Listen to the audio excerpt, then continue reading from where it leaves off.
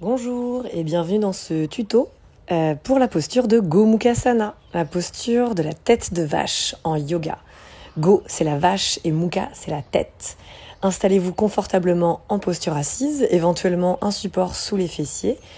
Et avec les deux jambes tendues devant vous, je vais vous inviter à fléchir le genou gauche pour le placer devant vous, puis à venir aligner le genou droit au-dessus du genou gauche.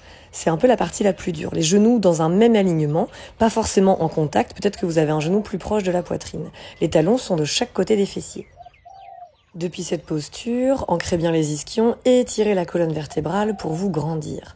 Donc ça, c'est la posture de base à travers les jambes. Vous pouvez rester ici, normalement, vous sentez peut-être déjà un étirement au niveau des fessiers, du bassin, des cuisses. Évidemment, vous sortez de la posture si vous avez la moindre douleur dans les genoux. Et on va peut-être venir en flexion avant. C'est l'une des options, l'une des variations de cette posture. Ça permet d'intensifier un petit peu l'étirement donc dans les zones cibles, les fessiers, comme je viens de le dire.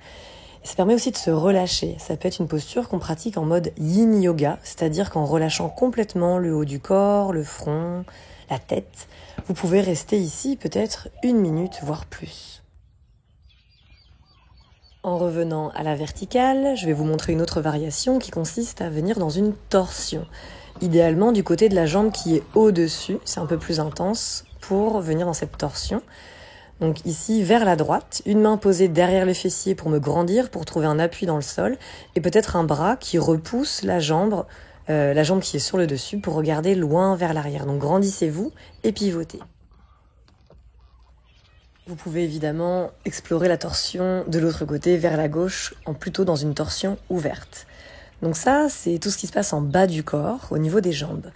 Maintenant, je vais vous montrer Gomukhasana à travers les bras. Donc sur la prochaine inspiration, vous pourrez étirer le bras droit vers le ciel. La main va venir se poser à la base de la nuque entre les omoplates. Voilà, on essaie de monter le coude bien vers la verticale et vers l'arrière. Et l'autre main peut aider le coude à s'étirer, donc vers le ciel et vers l'arrière. Essayez de rester grand. Et c'est une ouverture de poitrine ici, c'est un étirement de la ceinture scapulaire, du triceps, donc les trapèzes, tout le haut du corps.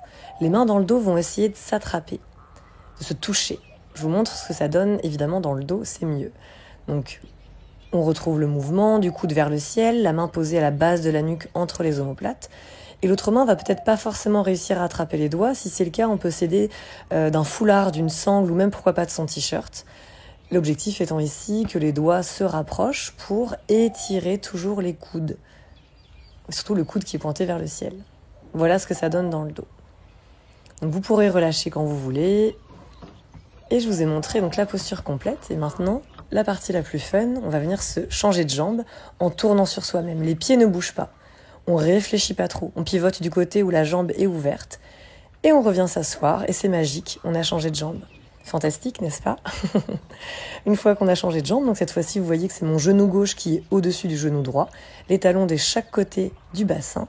Vous allez pouvoir peut-être explorer toutes les variations qui vous plaisent, la flexion avant, la torsion et surtout la posture à travers les bras. Bonne pratique!